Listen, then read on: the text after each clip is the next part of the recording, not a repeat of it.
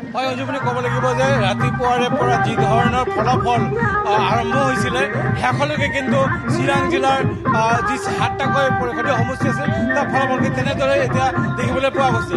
কাৰণ এই মুহূৰ্তত যি ধৰণৰ ফলাফল আহিছে আমাৰ হাতলৈ ইতিমধ্যে ৪টা সমষ্টিত ইতিমধ্যে প্ৰায় নিশ্চিতভাৱে BPF প্ৰাৰ্থী বিজয়ী হৈছে।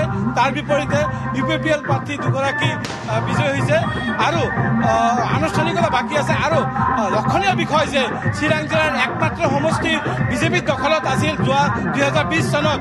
এয়া হৈছে ১৯ নং থুৰিবাৰী সমষ্টিত।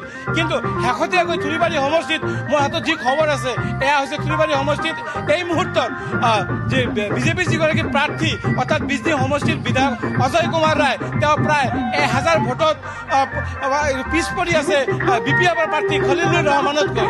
মুঠৰ ক'ব লাগিব যে এই মুহূৰ্তত শেহতীয়াকৈ চিৰাং জিলাৰ ৭টা সমষ্টিৰ ভিতৰত ৫টা সমষ্টি BPFৰ দখলত গৈছে আৰু তাৰ বিপৰীতে ২টা সমষ্টি ক'ব লাগিব। এটা সমষ্টি হৈছে ১৪ নং চিৰাং দুৱাৰ সমষ্টি, য'ত খাম্পা বৰগয়াৰীয়ে প্ৰায় ৭ শতাধিক ভোটৰ ব্যৱধানত খাম্পা হাগ্ৰামা মহিলাই পৰাজিত হৈ তেওঁ বিজয়ী হোৱাৰ দিশে আগবাঢ়িছে।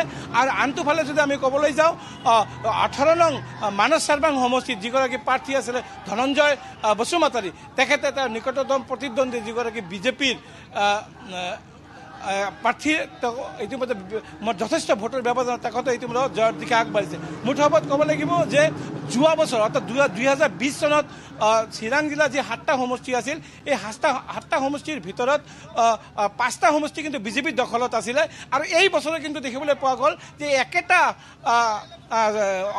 ছবি পুনৰ দেখিবলৈ পোৱা গ'ল। কিন্তু ইয়াৰ মাজত গুৰুত্বপূৰ্ণ কথাটো হৈছে যে যি এটা সমষ্টি বিজেপিৰ দখলত আছিলে, মুখ্যমন্ত্ৰীয়ে প্ৰায় আৰম্ভণিৰে পৰা বিশেষকৈ চিৰাং জিলাত বিজনী এলেকাত যিহেতু তেওঁলোকৰ ৩টা সমষ্টি আছিল, যথেষ্ট তেখেতে প্ৰচাৰ চলাইছিলে, বহুতকেইটা মিটিং তেখেতে আহিতে কৰিছে।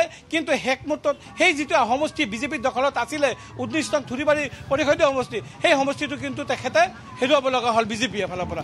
মুঠৰ ওপৰত এই মুহূৰ্তত মই কাজল ধন্যবাদ জনাইছোঁ জয়ন্ত দেৱনাথ।